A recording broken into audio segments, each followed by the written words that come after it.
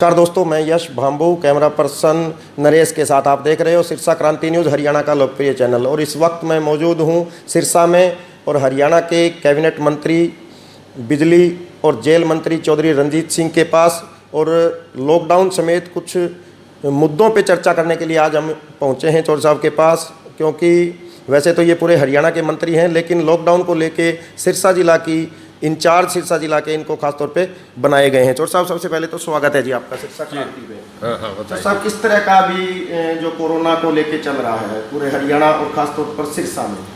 देखिए, पहले हमारे यहाँ इतना ज़्यादा नहीं था, पर अब जो महाराष्ट्र के केसेस देख रहे हैं, आपका गुजरात, दिल्ली में, मध्य प्रदेश में, राजस्थान में थोड़ी सी चिंता तो बढ़ी है। हालांकि हरियाणा में कोई दिक्कत नहीं, पर जब देश में कहीं बढ़ता है तो उसका स्वाभाविक है कि उसका फिक्र तो होता है। मेरा ये मानना है कि ये दरअसल ज़्यादा लंबा नहीं चलना चाहिए। हमारे लिए ये जो थर्ड फेज़ है, इस पर बहुत प्रिकॉशंस की ज़रूरत है। हालांकि गवर्नमेंट में आज कई फैसले करे हैं, कुछ रेड जोन रखे हैं, कुछ ऑरेंज जोन रखे हैं और ग्रीन जोन 2 डिस्ट्रिक्ट बनाए हैं। पर मैं नहीं मानता कि हरियाणा में अभी कोई इमीडिएट नहीं है, पर देश की चिंता तो सभी की चिंता है। और बड़ा जल्दी मैं एक दिन एक मेडिकल ब्यूरो है सिंगापुर के, उनको देख रहा था, रात को सुन रहा था। सिंगापुर का जो मेडिकल रिकॉर्ड है बहुत बढ़िया है, अच्छे कंट्रीज में आता है उनकी सर्विसेज। उनका ये कहना है कि एक बार 15 तक तो बढ़ेगा, जो 15 अप्रैल है, इसके बाद ये डाउन ट्रेंड शुरू हो जाएगा। तो उसके बाद हो जाना चाहिए। मेरा ख्याल है कि शायद बाद में चल लिया, बहुत 2 महीने से ऊपर हो गया।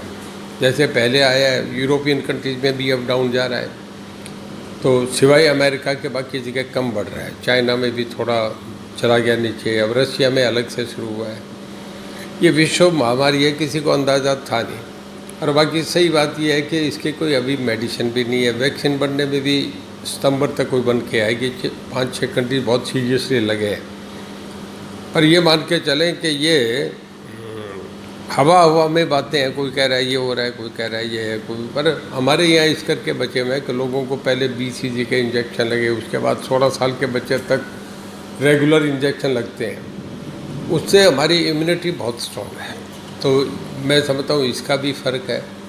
थोड़ा सा शुरू में हमारे आदरणीय प्रधानमंत्री जी ने शुरू में कह दिया था कि लॉकडाउन करो, उस समय से वो समझ गए थे, उसका हमें बहुत फ़ायदा मिला। अगर हम लॉकडाउन नहीं होता तो बहुत दिक्कत आती। एक चौधरी साहब, लॉकडाउन में वैसे तो पूरे हरियाणा में, लेकिन खास तौर पे सिरसा में तमाम सामाजिक संस्थाएं और सरकारी डिपार्टमेंट सब लगे हुए हैं, और ताकि कोई एक भी आदमी कोई भूखा ना सोए, अच्छे प्रबंध भी किए हुए हैं। लेकिन फिर भी काफ़ी लोग पिछले 2-3 दिन में कह रहे हैं कि जैसे प्रवासी जो लेबर है बिहार के, यूपी के, या कुछ लोग जो हरियाणा से बाहर जॉब करते हैं, कुछ बाहर बैठे हुए हैं, वो लगातार कमेंट्स कर रहे हैं आने के लिए। तो क्या उनके लिए भी कुछ प्रबंध किए जाएंगे? नहीं, चलो प्रबंध तो हरियाणा में ऐसा नहीं है, जब जा भी रहे तो आने का भी। पर अभी इमीडिएट सरकार मेरे ख्याल में अभी कुछ नहीं। जब कोई ज़रूरत होगी मेरे ख्याल में कुछ जगह भी इंडस्ट्रियल एरिया को शुरू करेंगे, तो फिर ये कर लेंगे। जो रूरल साइड में जो इंडस्ट्रीज़ है उन्हें शुरू कर रहे हैं। तो डिपेंड करता है सिचुएशन पे। क्या अभी लोगों का ये अंदाज़ा था 3 तक, देखते हैं क्या। अब 3 से कल फिर ज़रा लॉकडाउन बढ़ गया 17 तारीख तक, 2 हफ्ते बढ़ गया। तो ये सब बातें सामने देखी। बाकी इस मामले में सेंट्रल स्टेट आपस में बहुत रहते हैं। कोई भी सलाह दोनों स्टेट भी और सेंट्रल गवर्नमेंट मिल के फैसला लेते हैं। हमारे मुख्यमंत्री जी हर बात से अवेयर है, सब जगह बराबर इन टच है। और वैसे मैं ये बता रहा हूँ कि हमें थोड़ा सा ये हौसला है कि हमारा जो रिकवरी रेट है वो आज भी सबसे बढ़िया है, 70% के करीब है।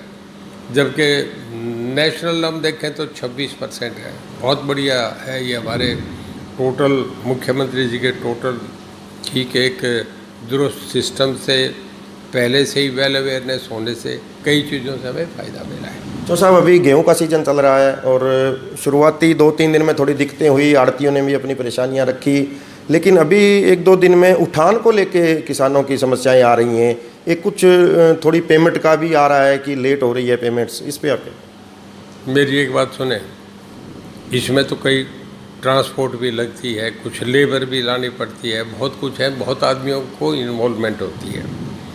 मैं आपसे एक सवाल पूछ रहा हूँ, आपका पड़ोसियों से उतना मिलना जुलना रहा है कि कम हो गया? जो पहले था वो नहीं रहा ना जी। जब सोशली डिस्टेंस करते हैं तो हर चीज़ पे फ़र्क आया है। देखिए, किसान का माल तो उठ रहा है क्योंकि वो सबसे बढ़िया कर रहा है। आज भी वो अपनी फसल बढ़ा के लेके आया है। सारी इंडस्ट्री स्टैंड स्टिल कर रही है, आज के दिन नहीं चल रही। सारे जितने आपके एयरलाइंस हैं वो सब बंद हैं, रेलवेज बंद हैं, ट्रांसपोर्ट सारी बसें सारी बंद हैं, जो रिक्शा वाला है उसकी बंद है, जिसका 3 व्हीलर है उसकी। हर आदमी इस तकलीफ को, चैलेंज को सामने लेके दे रहा है। तो थोड़ा बहुत तो सेक्रीफाइस करना पड़ेगा।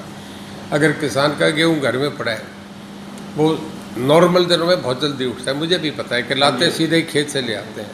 कोई नहीं, जिसका 10 दिन में आना है वो उसका 15 दिन फालतू लग जाएंगे। मैं नहीं समझता कि बहुत ज़्यादा है, सब समझते हैं ट्रक का मुहैया कराना, जितनी ट्रांसपोर्ट है, बाहर जो ट्रक हैं वो आज यहाँ नहीं पहुँच सकते। कोई हरियाणा के बाहर गए हैं वो ट्रक भी अब वापस नहीं। लॉकडाउन है, हर स्टेट से परमिशन लेना, वहाँ के डिस्ट्रिक्ट मजिस्ट्रेट से परमिशन लेना, कुछ ये चीज़ें हैं। लेबर का बड़ा है। हमारे यहाँ जो प्रिंट लगाते हैं वो बिहार की लेबर है, एक्सपर्ट है, यूपी बिहार की। वो अब नहीं है, यहाँ वालों से नहीं लगती। हमारे तो मनरेगा में लगी है सारी लेबर, वो कर ही नहीं सकते। तो ये कुछ चीज़ें हैं जिससे हमें करने में दिक्कत आती है। हैफेड में और जो आपका वेयर हाउस है उसमें कहीं भी लिफ्टिंग में दिक्कत नहीं है। FCI का जो FCI सेंट्रल एजेंसी, उसे कुछ प्रॉब्लम आती है, उन्हें अपने सब साधन जुटाने में करने में है। एक्चुअली साहब, जो पेट्रोल डीजल है या रोडवेज का भी थोड़ा किराया बढ़ा है, या अभी सेस लगा है शराब पे, इसको लेकर के विपक्ष के जो नेता हैं अभय चौटाला, भूपेंद्र हुड्डा, रणदीप सुरजेवाला, कुमारी शैलजा 2-3 दिन से। पहले हमारा बजट था उसमें कभी टैक्स लगे ही नहीं। पिछले कई सालों में अपने मनोहर लाल जी की सरकार ने कोई टैक्स नहीं लगाया। अब तो पूरे देश में इतना है, लोगों की तो कई सरकारों की तो ये हालत, मैं नाम नहीं लूँगा, लेने नहीं चाहिए, जो ये कह रहे हैं कि हमें अगले महीने की तनख्वाह नहीं है देने को। हमारे यहाँ तो बहुत बढ़िया वेल मेंटेन्ड है।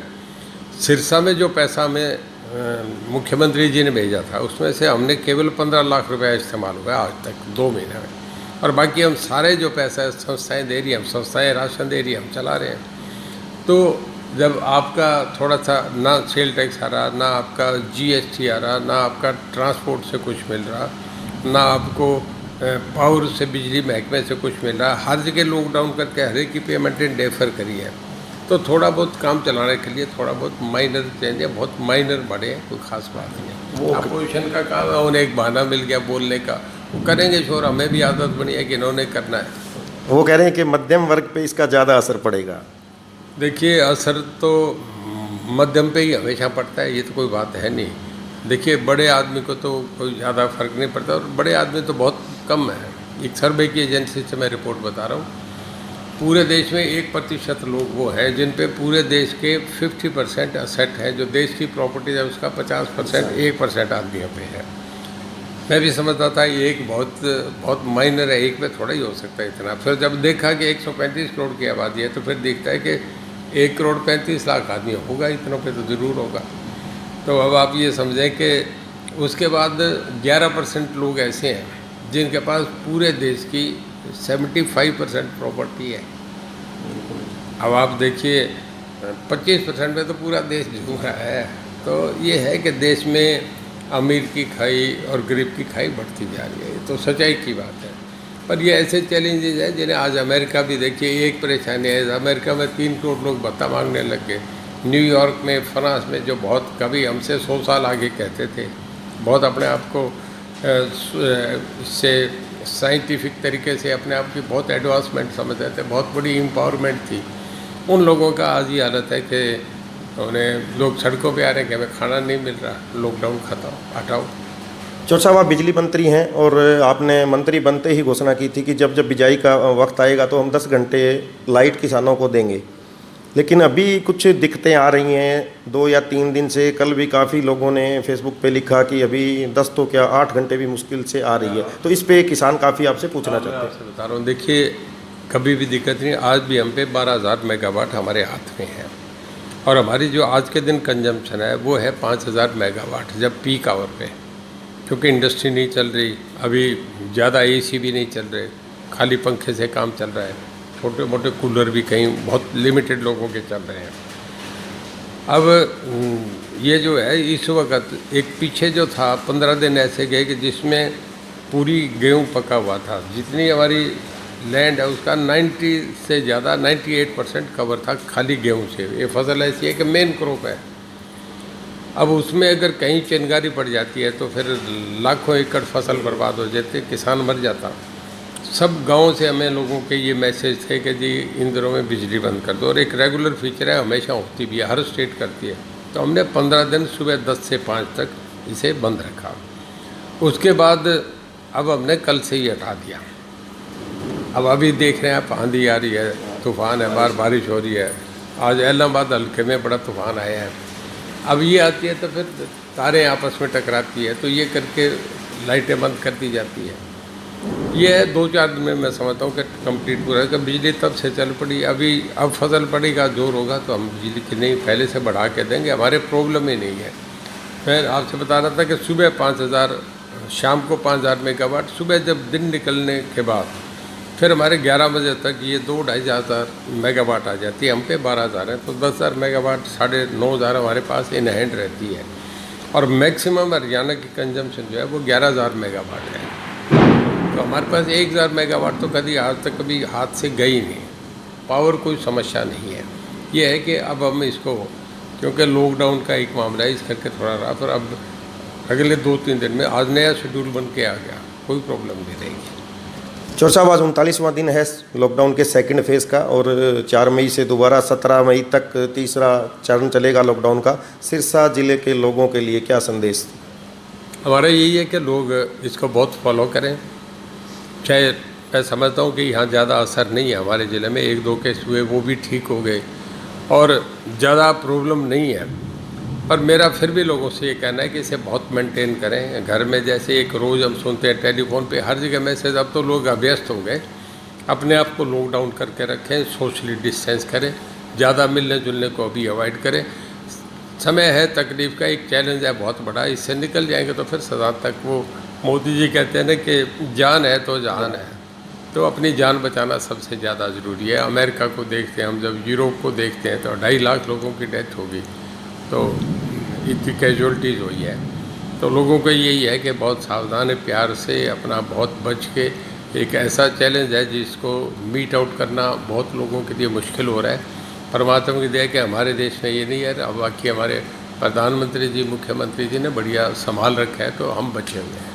चौर साहब, आप 1987 से लेके और 91 तक 90 तक मेरे ख्याल पावर मिनिस्टर थे, एग्रीकल्चर मिनिस्टर रहे थे उस दौर में, जो 90 के दशक की अगर मैं बात करूं, और अब दोबारा आप 2020 में पावर मिनिस्टर बने हैं, जेल मंत्री बने हैं। एक लंबा एक्सपीरियंस आपका रहा है, और इससे पहले भी मैंने आपसे एक इंटरव्यू में पूछा था कि उस वक्त की राजनीति में और इस वक्त की राजनीति में क्या फ़र्क है। आज मेरा सवाल आपसे ये है कि जो उस वक्त का राज था, जो राज चलाने का तरीका था, जो लोगों का तरीका था काम करने का, एक आज का तरीका है, इसमें कितना बदलाव आप मानते हैं, कितना बदलाव आया है?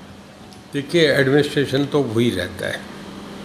ये फ़र्क पड़ता है कि आपका टीम का इंचार्ज कौन है। देखिए, एक साइंस और टेक्नोलॉजी से दुनिया के बहुत पैरामीटर्स बदले हैं। एक आंकड़ा है कि 1600 साल पहले जो आदमी को ज्ञान था, आज से 1600 साल पहले जितनी सूझबूझ थी, समझ थी, वो आईटी की वजह से, टेक्नोलॉजी और इंफॉर्मेशन टेक्नोलॉजी की वजह से, वो पिछले 150 साल में जितना 1600 साल में ज्ञान अर्जित किया वो 150 साल में मिल गया। और जितना पिछले 150 साल में करा वो 18 साल में पिछले में हो गया। जितना 18 साल में नॉलेज हमने गेन करा वो पिछले 5 साल में मिल गया। तो तब में अब में फ़र्क है। देखिए, आपके कपड़े तब तो ऐसे नहीं थे, मेरे भी ऐसे नहीं थे। धोती पहनते थे लोगों का, आज से पहले ये ज़माना था। ऐसे कभी पेपर नहीं, या आपका वॉलपेपर नहीं लगा होता था, कभी फर्श ऐसे नहीं थे। एक दुनिया का दस्तूर है। हाँ, कैटरिंग बदल गई, खाना बदल गया, रिवाज बदल गए, हर चीज़ें बदल गई। तो समाज का है कि वो एक परिवर्तन के लिए होता है, तो फ़र्क आता है। लोगों में भी आया, लोगों में पहले इतनी बातें नहीं थी। हमने टीवी देखा ही नहीं स्कूल तक, हमने कॉलेज तक भी नहीं देखा। टीवी तो आया था 1970 में, और उसके बाद जो मोबाइल वगैरह ये तो 1990 के बाद की बातें हैं, पहले थी नहीं। तो पहले में अब तो हर आदमी हवाई जहाज़ में चढ़ लेता है। जब तो कभी कोई, मेरे ख्याल में कोई ज़िले में भी 1-2 आदमी हवाई जहाज़ में चढ़ते थे, वो नहीं होता था। तो ज़माने का फ़र्क है, वो तो समय से हर चीज़ बदलती है। बहुत बहुत धन्यवाद, आपने तमाम सवालों का हमारे जवाब दिया। और ये थे पावर मिनिस्टर हरियाणा चौधरी रणजीत सिंह। ऐसे मंत्री देखे हैं जो हमेशा 24 घंटे के लिए लोगों के काम करने के लिए तैयार रहते हैं। और इसके साथ साथ मैं आप लोगों के लिए एक जानकारी और दे देता हूं कि तमाम चर्चाएं हमने चौधरी साहब से करी, लेकिन एक सवाल हमने नहीं पूछा ट्यूबवेल कनेक्शन के बारे में, जो आप लोगों को लगातार 4-5 दिन से आप कमेंट कर रहे थे। और इस पे हम चर्चा भी नहीं करेंगे, 1-2 दिन बाद इस मुद्दे पे खुल के चर्चा करेंगे। और तब तक हो सकता है ये मुद्दा आपका सुलझ जाए, जो आप लोग कमेंट कर रहे थे उसका सबका हल हो जाएगा। आप लगातार हमारे साथ बने रहिए। आप सभी साथियों का बहुत बहुत धन्यवाद। जय हिंद।